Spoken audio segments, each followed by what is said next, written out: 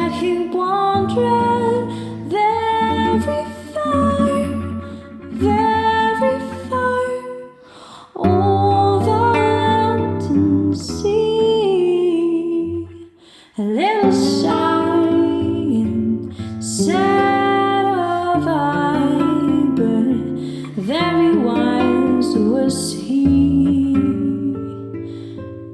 And then one day, one magic day, he came my way, and as we spoke of the many things, fools and kings, then she said to me, the great